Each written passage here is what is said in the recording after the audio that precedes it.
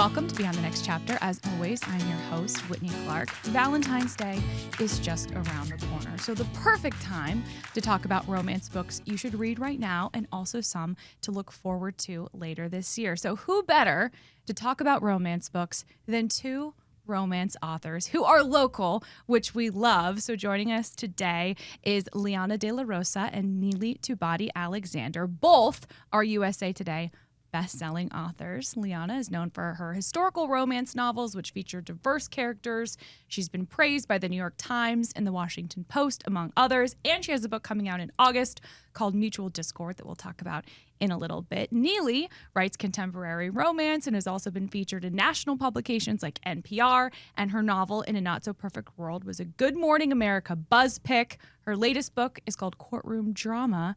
It was published last May for all of our Bravo fans, and I loved it. And I love that you guys are here. Thank you for being here. Thanks for having us. Yes, thank you. Okay, so I reached out to you guys and I thought, okay, let's talk about romance books. There are so many options out there. I said, let's pick a couple that we can talk about. Was it difficult for you guys to narrow it down? Yes. So difficult. There's so many books. We consulted too because we were I love that. We had a few that we both wanted to do, and then narrowing down the list was nearly impossible, but it was really hard. Yeah, we tried. And how do you guys read on your end? Like on a perfect day, is it audio? Is it physical books? What's your ideal situation? Mine's audio. I love to just put on an audiobook and put her around my house doing stuff, whether it's laundry. I feel more productive. Yes. I'm doing two things at once. I think a lot of women can relate to that. Yeah, and if you don't want to be doing, if I don't want to be folding laundry, if I don't want to be cleaning, it really gets you through it. Absolutely. Yeah, I'm same. I do a lot of audio. I get through books faster that way. Mm-hmm. It's when I'm captive. So like when I'm going through when I'm doing makeup or when I'm going through my nighttime routine or like you said, doing something else, it's a good opportunity to also get a book in. I love that. Do you guys read exclusively romance? Do you mix up genres? Like how often are you going back and forth to different genres? I think Neely's much better about reading outside romance than I am. I read a lot of romance, maybe because my reading time is limited. So when I do get to read, I want to know I'm going to get a happily ever after. Yeah. But I know you're much better about branching out. I do. I read more diversely, I think, in terms of genre. Most of the books that we get asked for blurbs, and so I do read a lot of romance in that capacity. And then the books that I'm generally interested in reading, and friends, when they have books coming out, I'm always excited for. But I read a lot of thriller. I'm reading a lot of dystopian right now, and I love a good women's fiction too. I tend to jump around. I'm a mood reader for sure. Yes, totally. Me too. I can't imagine reading any other way. Yeah. Right? It's like if I'm not in the mood for a book, I'm not going to like it if I start it. So yeah, which makes it hard when you have to read a book and you're not in the mood for it, and you're just like just grinding. You got to grind it out. Oh gosh. All right. Well, we're going to talk about ones that people are definitely going to want to read. Yes. Let's start with you, Neely. And this is a local author, which is so cool. Yes. So my first recommendation is Honeybee Vine by Sarah T. Dubb. She's a local author, as you said. She's based in Tucson. Her most recent book, Birding with Benefits, was made into a Hallmark movie. It's so cute. And I say cute, but it's also very spicy. So she has everything covered. So the first book was Birding. This one is Bees. It's a beekeeper and a bad boy restaurateur. And her books just hit all of the romance marks. And so I'm super excited for this one. It's coming out February 10th, so right before Valentine's Day. So I wanted to include one that's a new release from a local author. I'm excited to read that one. Yeah, and that Birding book, that one just blew up when it came out. It's so quirky and charming, and it was made into a Hallmark movie. Yeah, amazing. That I don't remember what the title is. It Birding with Benefits? I think they called it Birding with Benefits. Yeah, I think so. I love that. What would you say, 1 through 10? What's the spice level? Well, I haven't read this one yet, but if based on Birding, I mean, it's pretty. It's so hard to go on a spice level because readers have such different expectations. I've had my own books called no spice all the way to 5 stars. So I 5 chili peppers. So I never know what to say because readers have such different scales when it comes to that kind of thing. What do you think? Based off birding, I think I would give birding a 3. Okay. Yes. It is hard because for people that are romance readers, they're going to be like, oh, that wasn't spicy at all. But if they're not, they're going to be like, what? It really so depends on the person. And just when I think I have my my rating scale set, I hear about other books. Like I was at a book event this weekend and people were talking about a specific series and going into detail. And I was like, oh, that would completely obliterate my rating scale. Yeah. Because some people are very imaginative. Yeah.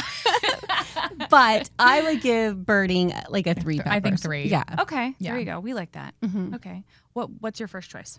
My first choice is Sparks Fly by Sakia and Jamal. It came out, so it's available now. People can read it. But let's just say the meet cute is rather fun. Maybe some would call it scandalous. They meet in a sex club. Oh. So Stella's the main character, and she is determined to lose her virginity. So she, her friend is invited to go to a sex club, and she goes, and she meets Max, and things happen. I don't want to give it away, like what things. Let's just say they make a connection, and the next day at work, she finds out that he is the brother of the CEO of her company. And he is teaming up with her company to implement a new AI program that obviously the employees of her company, her included, are not thrilled about. So it throws this they're trying to explore the possibility of a relationship, but this very real thing is hanging over their heads. Like, it could affect her livelihood. But there's so many layers to that. I know. The AI, the sex, just all of the above. I love a good hookup and then you run into the person the next day. Is it like forbidden romance? Would you consider that forbidden romance because they're working together? Yeah, that's a great question. Because he's not necessarily her boss. Right. But there is those entanglements there. So I guess there's a forbidden element to it. Definitely, I would say workplace vibes. I would say that there is some elements of that too. It's a lot of fun. What are some of the tropes that you guys love? How much time you got? That could be a whole. I love a second chance. A whole topic. Yeah, yes. I love a second chance. Me too. Courtroom was the first time I wrote a second chance, but I really love the idea of right person, wrong time, and you become a whole person on your own, and then come back to this when it's when you are capable of it. Yes, all the history involved, and mature enough for it, and all of that. I love all the layers of a second chance. Too. Same. I agree. I really like Marriage of Conveniences. Okay. It's a very popular trope in historicals. However, it has been done in contemporaries. Christina Forrest did it recently in one of her Green Sisters books. I cannot remember the title off the top of my head. The Partner Plot, perhaps. I cannot. Like I said, I can't remember, but it's one of her Green Sister books. She did it. And I love we're going to get together for practical reasons. And then there's always that moment where usually it's the male main character where he's like, my wife. When he throws out the my wife for the first time, it just hits that spot.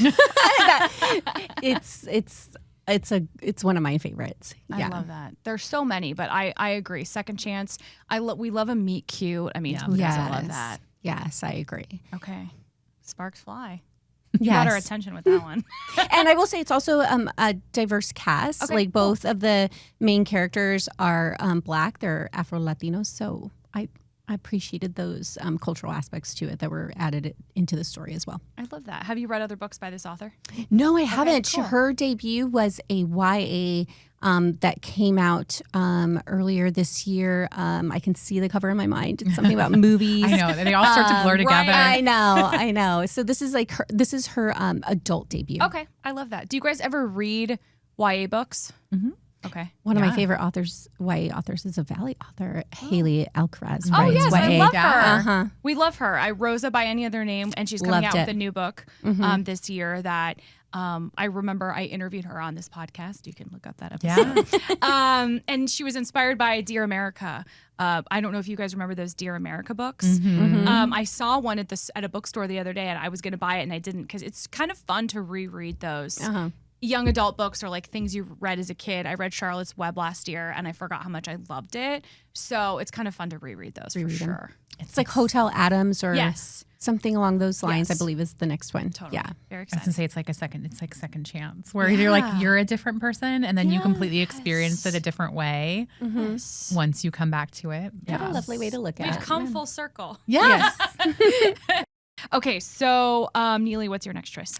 My next choice is Last First Kiss by Julian Winters. So I've met Julian a few times, but the first time I met him, I was in the crowd while he was moderating a panel at a book event, and he was so hilarious. So have you met Julian? I haven't. Okay, so hilarious, so charming, so just like had the audience, just had us. And I was like, if his books are even a small percentage of this charming and this like the banter, the banter is going to be amazing.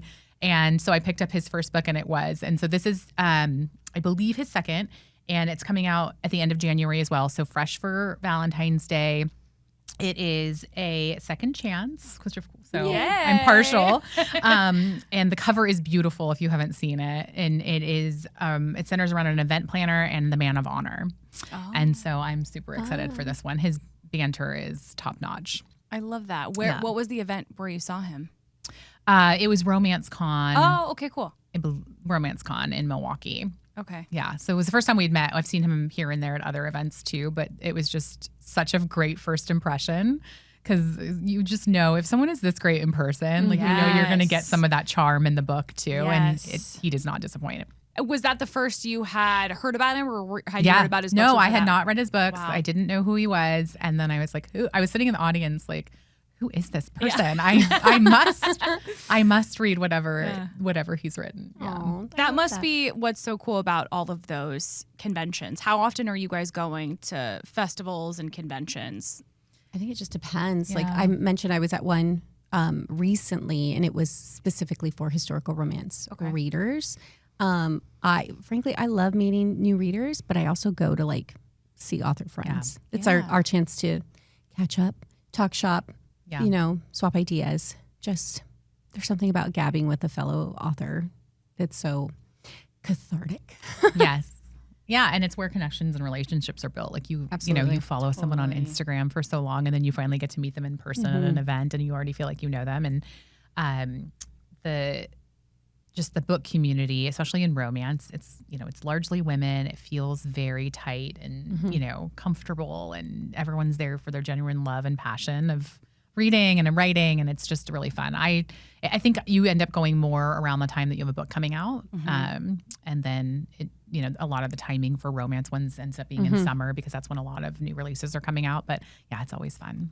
And even as someone who's not an author, going to those romance events are so fun. Like your book event, Liana, it felt like kind of like the Eras tour because everyone was like so excited. And people, it's like people bring their books to get signed. They're just like, there's like an energy in the room. Like they're so much fun. Like if you haven't been to an author event, specifically romance, like they're always so much fun. Yes. That one was great.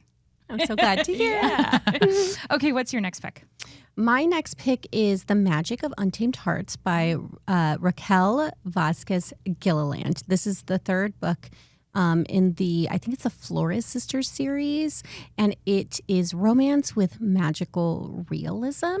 So the Flores Sisters are brujas, they're witches. And the third book focuses on Sister Sky. She is the baby of the family.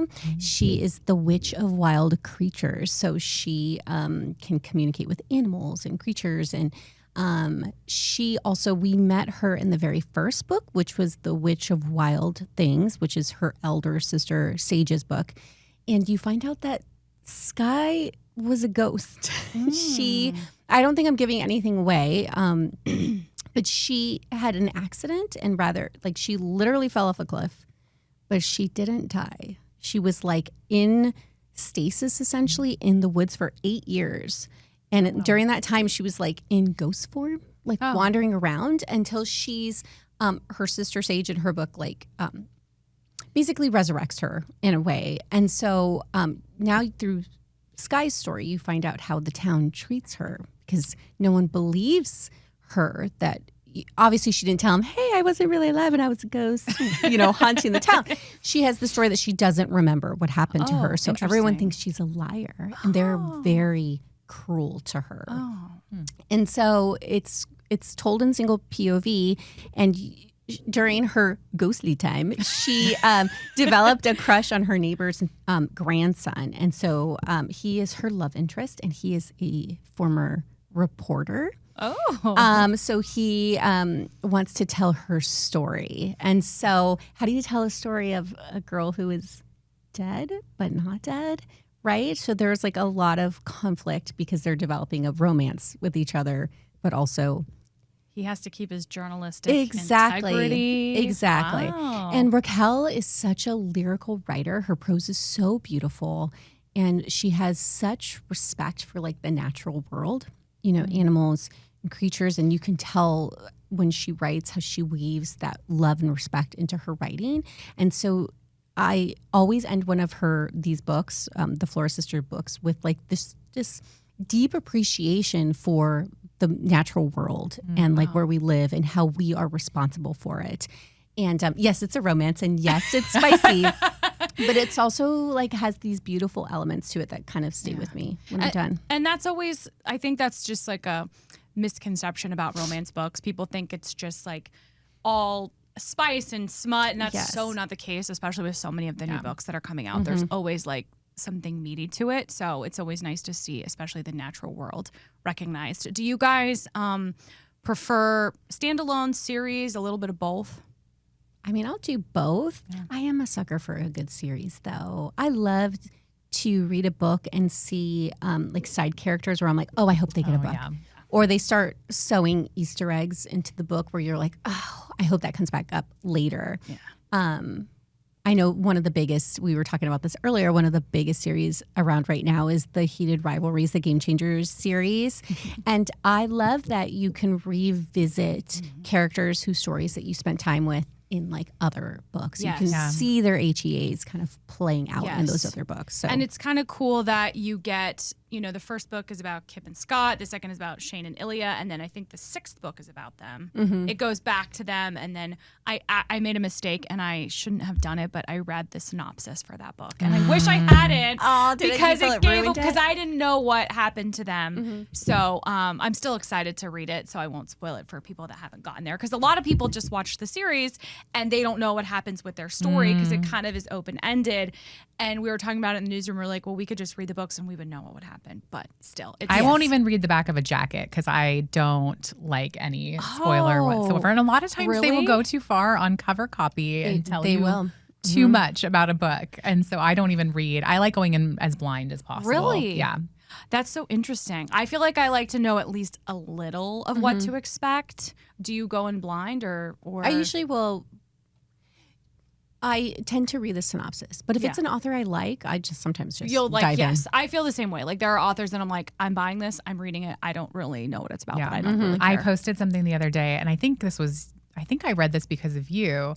But I, who have never known men, not a romance, not a Valentine's Day recommendation. Don't read it for Valentine's Day. However, I think I read it based on your recommendation, and I was like, I feel bad even writing this because so many people responded and like had the same. I think I said I stared at the wall. I stare at the wall every day for 30 minutes after 100%. reading this book, and everyone who was commenting had the same experience. And I felt bad for anyone who was seeing that for the first time and like had not read the book, because I feel like even that is a bit of a spoiler, right? Like I would want anyone who is reading that and having that experience for the first time to just be able to go in blind and not know what to expect. Totally. And I feel like even just saying something about a book ruins a little bit of that experience for somebody. I feel the same way with books, with everything. Like if the expectations are high, you're inevitably I'm sometimes disappointed. Or if I go into it thinking, I'm not even going to like this. I kind of went when I watched Heated Rivalry, I'm like, I don't really like watching a ton of TV. Like sometimes it takes a lot for me to be interested. I was like, I don't think I'm going to be into it. Everybody loves it.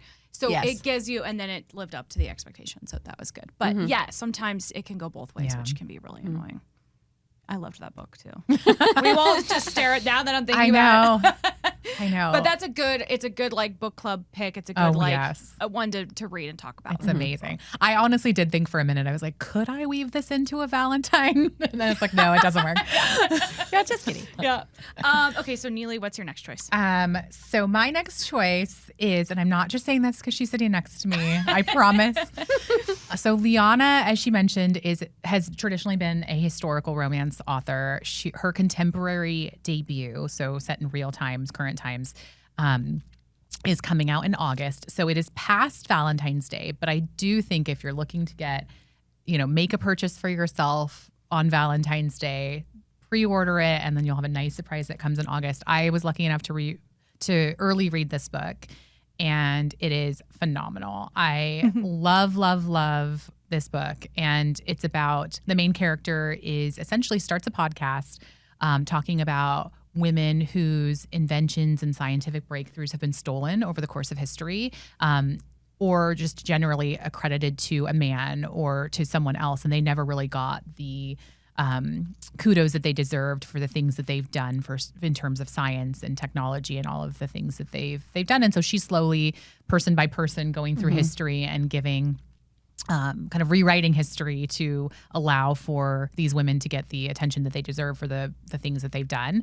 But what Liana does so well, I know it's so weird to have to listen to this as you're sitting next to someone because I realize that. But what Liana does so well is you get these pieces of history and you get these real stories of these real women, but it's not preachy and it's not overwhelming and it's not, with this sort of overreach that sometimes you get when you're getting some historical references in books. It is done with such poise and control.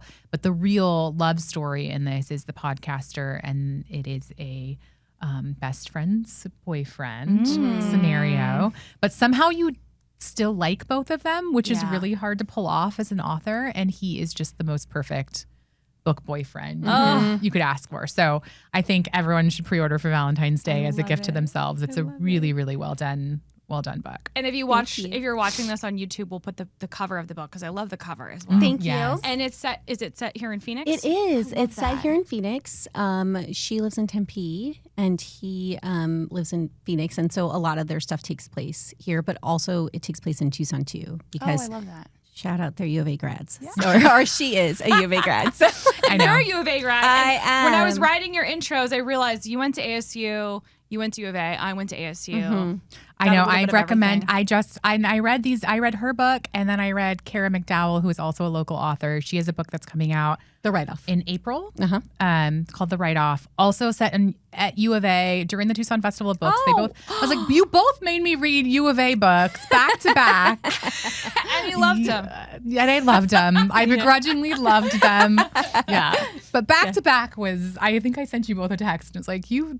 Sneaky little. That means a lot from the Sun Devil. It does. Yeah. It was really fun though to set a book like locally and like explore the city kind of from a local's perspective. And I hope that when readers get to read it, that they'll be like, "Oh yeah, I've been there," or it makes the desert enticing for others, right? I want them to think, I want to go there, or that sounds beautiful, or instead of it just being hot. Totally. It's so nice to read. I mean, from someone that lives here, I love reading books that are set here just to see like what's mentioned and the area. So that will be really exciting. It comes out in August 18th. Okay. You'll have to read Kara's book too, because she does a great job of immersive. So I was like, do I like Tucson now after reading this book? Okay. I lived in Tucson. I love Tucson. I actually do love Tucson. I love Tucson, but I will never in my life wear a U of A t-shirt. I'll wear them for you. My husband wears U of A stuff because he, spent a lot of time in Tucson, and he'll wear ASU stuff. Now he'll when we go to games, he'll wear ASU stuff. Not when it's U of A and ASU, but if it's just ASU, and I'm like, you're a better person than me. I'm not doing that. I'm absolutely not doing that. I love it. Tell me about the romance community in Arizona. You've mentioned a couple local romance authors. What is that community looking like these days? It's amazing. It's so funny because when I first started writing, I'm 3 books in, and I was like, I don't think there are a lot of romance writers here in the Valley. I just had never really heard about I wasn't doing the work to find that. And then as time goes by, you're like, oh my gosh, this person is based here. I have no idea. And this person. And that's how Liana and I connected, was because I was a fan, and then I looked her up and I was like, oh my gosh, she's in Arizona. Oh my gosh, and so I love that. There's so many. We have a writing group that's local here, which is amazing, all romance authors. And yeah, it really is a strong author community here. And it's great to see the romance bookstores that are popping up too. Like we have Bookish now. And I remember when I was on tour for Courtroom, I got to say like 3 of the stores that I went to locally were not even here last year when I was touring for my previous book, which was really cool to be able to like have 3 new stores pop up in a year that we could, that wanted to do author events and that were part of this community now. So yeah, and there's a really vibrant indie author community here in the Valley who are producing really fantastic books. And I've met like Vivian May. I know Sarah Kate is here in the Valley. Ginger Scott's here. Yeah, I was just gonna say. And because there's more romance bookstores, there tends to be more romance events. So there's more opportunities to connect at events like that, where I just might know someone by name and know they live somewhere in the Valley.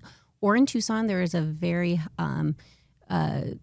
healthy group of like writers who live in the Tucson area. And so those sort of events allow us all to kind of get together. TFOB, Tucson Festival of Books, is coming up in March. And I'm Such a good event. excited. So excited to reconnect with everybody and just spend time with bookish lovers. Yeah. And yeah, Tucson Festival of Books, I just keep giving Tucson shout outs now at this point. But Oh, look at you, Miss Tucson Festival, I know. I might as well move at this point. But Tucson Festival of Books is truly one of my favorite events. It's so well run. It's so well done. Absolutely. Anything that is free to the community, and they have such great attendance. They make it really about the community. And their programming is so Their good. programming is fantastic. They get big names every year. It truly is one of the best festivals now, having gone to multiple states, it really is one of the best. And I think it's absolutely worth driving down for. Totally. For sure. I know. When I lived in Tucson, we would go every year. And when I moved up to Phoenix, I'm like, this needs to be like a bigger deal. Like a lot of people I feel like in Phoenix that aren't in the bookish community might not know about it. But there's like tens of thousands of people that attend every year. And Absolutely. I grew up going to the UCLA Festival of Books, and it's just as wonderful. I mean, it's one of the top ones in the whole country. So it's so cool that it's here. Yeah, and I think it's important to say too, you don't have to be kind of in the book world to appreciate it. My husband and kids came down, we made a weekend out of it, and they had a great time. There were so many kid-based, it's basically just a street festival. Totally. Yes. And there's, food trucks and activities and readings, and it's just a really fun outing in general. You don't have to be super immersed in this world to enjoy it or appreciate it. My husband is the same way. He's not a reader, but they always have discussions where there are people like, I think Salman Rushdie is one of the people that's going to be there this year, which is incredible. So there's always like interesting like discussions where you don't even need to read their book to just appreciate the discussion. So shout out to Tucson Festival of Books. I'm really excited. And you guys are both going to be there? I'm not. We need to get on the same schedule I know. because we've been going opposite years, so we got to get on the same. You can come be my schedule. date this year. I told her Liana she can come be my date. offered me the extra bed. Yes. See, there you go. So Another sign. Moved to Tucson. Maybe I'll do it. Yeah. Maybe I'll do it. I love that. Neely, tell folks a little bit about your books too. Well, I have 3 rom-coms that are out, contemporary romantic comedies that are out. My most recent was Courtroom Drama that came out in May of last year. I'm getting used to saying last year. Yeah. Which was a reality TV star who was accused of murdering her husband. We talked about it in a previous episode. And it's a second chance. The main character ends up on the jury of this high-profile case with the boy who broke her heart, and she hasn't seen in 10 years. So you get the reality TV stuff that has with the case in terms of like, did she not? And then you also get the second chance in the behind the scenes of the court case. And then, I have 2 other romantic comedies, and then I hope to have announcements soon for what I'm doing next. I'm going to have a bit of a shift. I love it. Anything you can tell us now or not really? Hopefully soon. Okay. Hopefully soon. Okay. Yeah. But I'm very excited for what I have coming next. And what's really great is in the romance space is that there's so many subgenres. There's so many different styles of romance, and you can stay in the romance space and true to that readership but still write in so many different capacities. Totally. And that's really I feel lucky to be afforded that opportunity in this space specifically. Yeah, I love that. And you've done historical romance. Yes, up until this point, I've written historicals, my first love. My latest was Gabriela and His Grace, which came out in August of last year. And it was the third book in my Luna Sister series, which is about 3 sisters who flee their home in Mexico to head to London when the French invaded. Because, yes, the French tried to colonize Mexico.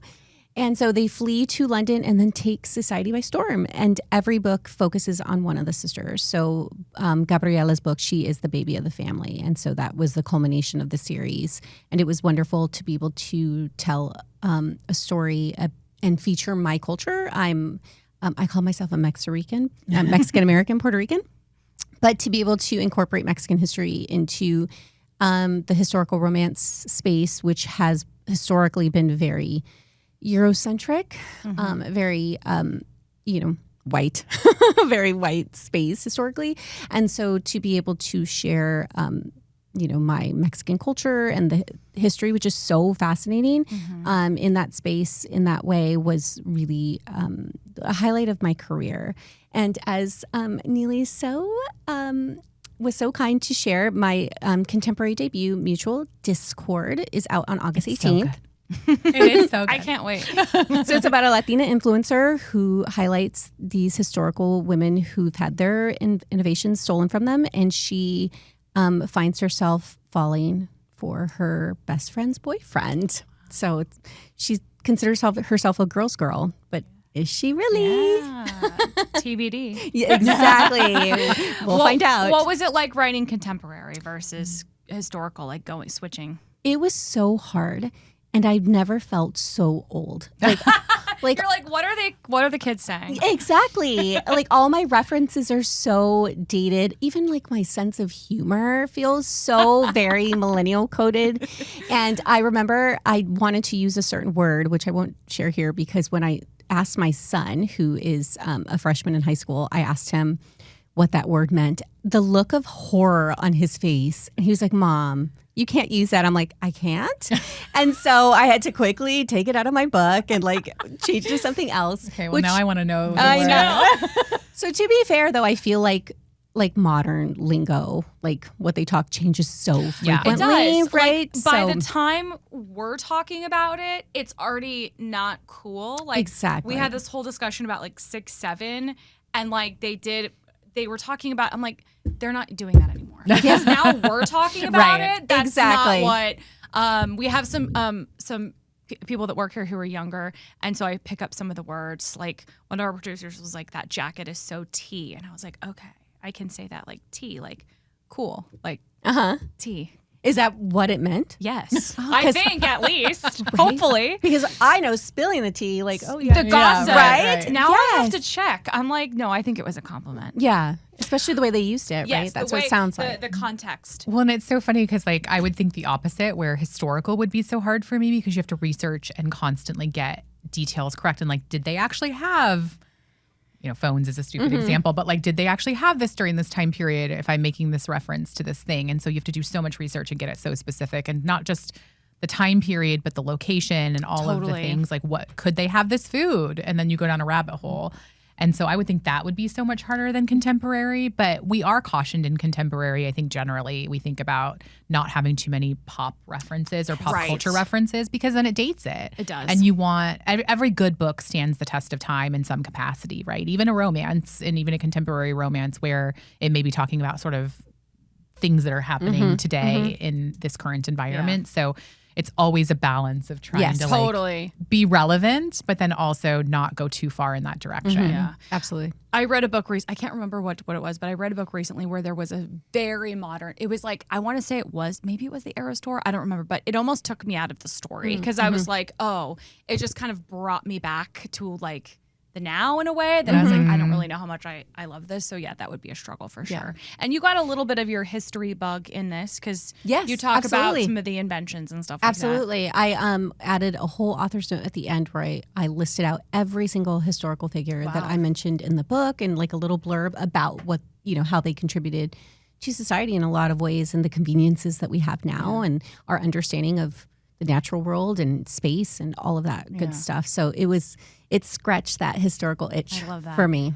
And we can like learn something from it. That's one of the reasons why I go through phases of what genre is my favorite. And I went through like a very deep historical fiction phase. And because you learn about women that they don't teach us about. I mean, there's so many women in history that we've just never learned about in school. And so it's really nice to get that awareness as well. Absolutely. Okay, so we talked about how there's like a million subgenres. There's so many different amazing romance books out there. What is your advice to readers who are maybe looking for something that's going to suit them, that's going to fit them specifically in the romance genre? I would say get a library card and then just check out what sounds good. And I think that recommendations that you get on sites like Book Talk or Bookstagram or whatever. Or Goodreads. Or Goodreads. Take them with a grain of salt, right? The most talked about, the most popular books are not always the best books, right? It can be like a snake eating its tail where you only see certain books and it just kind of feeds the monster.